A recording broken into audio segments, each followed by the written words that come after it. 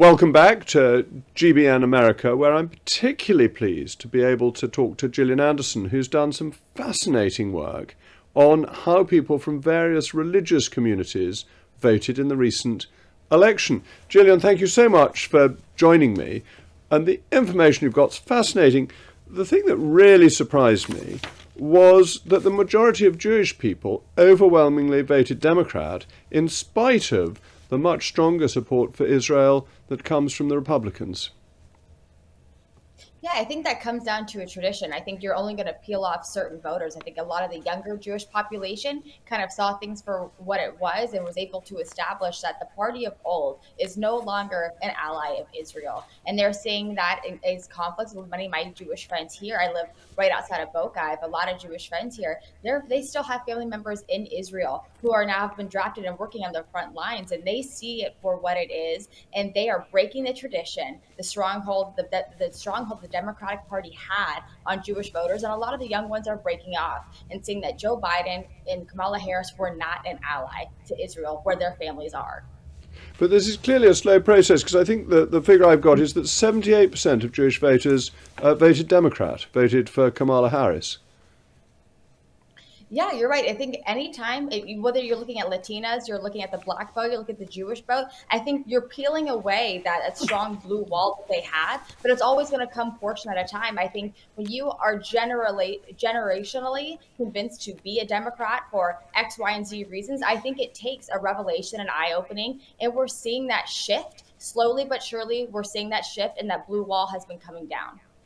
And you did indeed see that shift in Latino voters and with the Catholic vote that when Robert F. Kennedy became president was overwhelmingly Democrat. The Irish Democrat tradition, which Joe Biden traded off so successfully, and the biggest shift, I think, was in Latinos and in Catholics to voting for Donald Trump.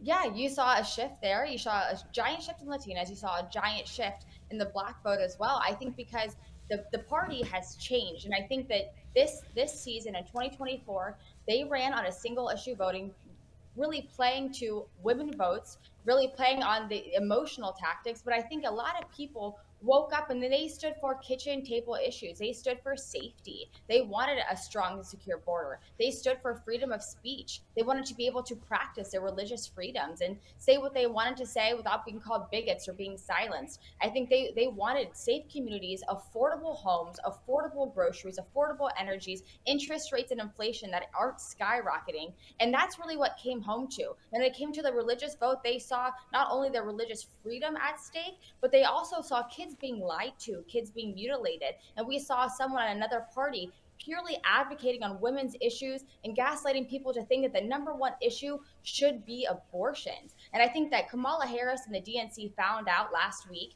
that more women buy groceries than have abortions.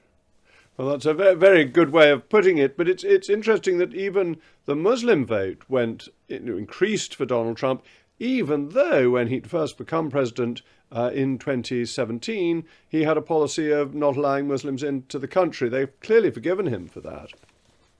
Yeah, and that had to do with the safety of our country, really. And now we're seeing how the safety of our country is at risk. And I think a lot of people are woken up to that. But I also think that those voters perhaps see that Joe Biden and Kamala Harris has also been putting one foot in each camp when it came to them as well. And I don't think that they can be trusted. And I think at the end of the day, what people see happening right now in America, they does not sit well with them. It does not sit well with their families. Does not sit well with their bank accounts. It does not sit well with the future of our country. And they realize they have a strong investment here. And at the end of the day, they were better off 4 years ago.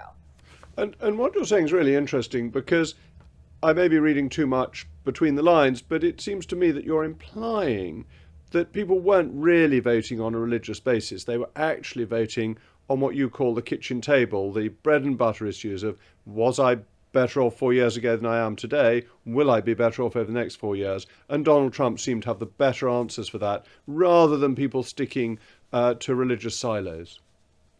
For me personally, it was a religious thing, but they kind of go hand in hand for me, right? So protecting my family, protecting the future of my children, and loving my neighbor. Those all meant safety. That all meant economic security. That meant secure borders. And in a future where my kids could thrive and speak freely about their religion and be safe in their communities. And for my neighbors to do the same, for me, that was both. I will say it's not a shock that the evangelical vote is one of the largest lethargic voting blocs. I think that sometimes people have trouble going to the polls. The ones that do tend to vote conservative, and 80% of them did show up for Donald Trump. But I think at the end of the day, it's really hard to say, hey, my bank account is suffering. I can't afford a larger car for my growing family. I can't afford a new home. And it's becoming dangerous. Here in Florida, I know personally a guy that was shot in the face by an illegal immigrant. That's becoming real as it inches closer and closer to where people live, into their own homes and communities. They see people dying. They all know of someone who has a drug problem, has been related, or knows of someone who had an issue with fentanyl. It's becoming closer to home, and we really want, secure borders. But for me personally, it became about my faith. That's always what leads me in the vote. I think I saw a lot of other Christians who were really disgusted by the one issue vote on abortion that really got them up and out the door and said, hey, we're not going to attack my kids. You're not going to tell my boys that they can be girls. You're not going to allow boys to come in my daughter's restroom. I think it was definitely a combination of things, and it just kind of really opened people's eyes. I think that's why you saw a shift in Black men. It's why you saw a shift in Latinos, because they were hurting economically, socially, and their kids and their children, their futures and religions and faith were all being attacked. And as you say, the evangelical vote was very strongly pro-Trump, one of his most solid voting blocs. Even the Amish community turned out to vote for Donald Trump when they don't normally vote. But it does slightly raise the question, is that Donald Trump's personal life couldn't be further away from that of people living in an Amish community. Is there a discomfort with that difference? No, as a Christian myself, I tell everyone, you are not voting for Jesus Christ. Jesus Christ is not in the ballot, but you have to vote for values and policy. And the Amish, they woke up. I was thankful to be a part of that vote and stuff. They had a lot of things work against them, where government overreach stepped in and took away things like their selling of raw milk. And they also are for religious freedoms, and they saw those things under attack, their lifestyles under attack, and they were not going to sit idle. I'm not voting for a pastor. I'm not voting for a perfect candidate. I'm voting for someone to best protect my freedoms as a Christian and as an American that I hold dear. And Donald Trump has proven to be that person, and he will be that person again. And so I'm, again, not voting for Jesus Christ. I'm voting for the guy who best supports my biblical values.